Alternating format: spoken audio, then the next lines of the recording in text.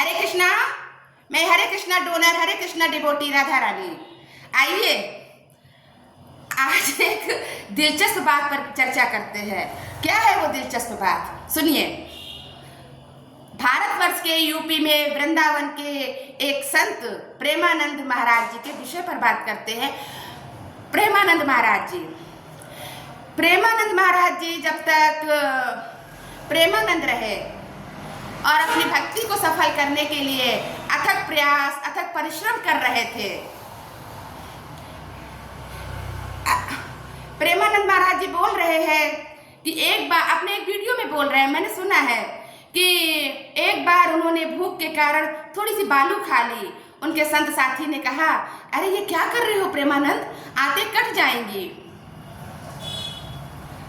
जब प्रेमानंद महाराज जी प्रेमानंद थे और व्याकुल होकर के भक्ति को सफल कर रहे थे, उस वक्त उनके पास कोई टिफिन लेकर नहीं पहुंचा, सब्जी रोटी का भी टिफिन लेकर नहीं पहुंचा, ना 2 केले लेकर पहुंचा। जीवन की विपरीत परिस्थिति में, विपरीत स्थितियों में प्रेमानंद से प्रेमानंद महाराज बने। आज जब प्रेमानंद महाराज बन गए तो कितनी शर्म की बात है, कितनी शर्म की बात है कि उनके पास, उनको पब्लिक ने घेर लिया है। भीड़ बढ़ती जा रही है उनके आश्रम पर। किस लिए भीड़ बढ़ रही? आप मुझे बताइए। नहीं बताएंगे ना, मैं बताती हूँ।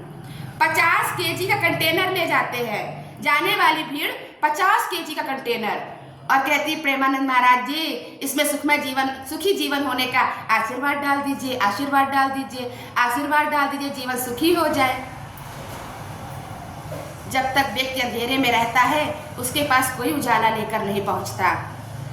जब व्यक्ति उजाले में आ जाता है तो उसके उजाले से थोड़ा उजाला अपने जीवन में लाने के लिए छीना झपटी करता है कि 2 केले नहीं दिए तो ना सही, कुछ नहीं टिफिन दिया तो ना सही, अरे हम जाएंगे तो आज अपने नाम की खातिर हमें आशीर्वाद दे ही देंगे क्योंकि नाम बढ़ चुका है। कितनी शर्म की बात है। आशुतोष राणा ने तो शुरुआत कर ही दी है, महाराज जी आशीर्वाद दीजिए। ऐसे खड़े होने से कोई फायदा नहीं है। खड़ा होना है तो शाश्वत के चरणों में खड़े होइए, जिनकी प्राप्ति प्रेमानंद महाराज ने करी है, उनके चरणों में खड़े होइए।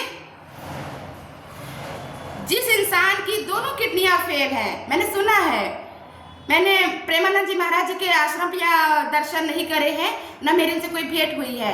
वीडियो के माध्यम से मैं सुन रही हूँ कि उनकी दोनों किडनियां फेल हैं।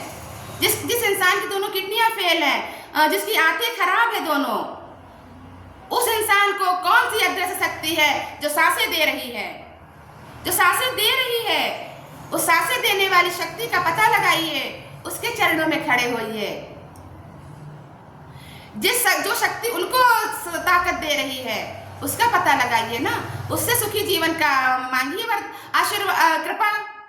संत तो आशीर्वाद देते हैं, कृपा तो भगवान करते हैं, कृपा तो वही बाके बिहारी करेंगे।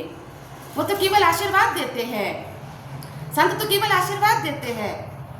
लेकिन जब प्रेमानंद महाराज को परिश्रम करने के समय टिफिन नहीं पहुंचाया तो कम से कम आशीर्वाद मांगने में शर्म तो करिए।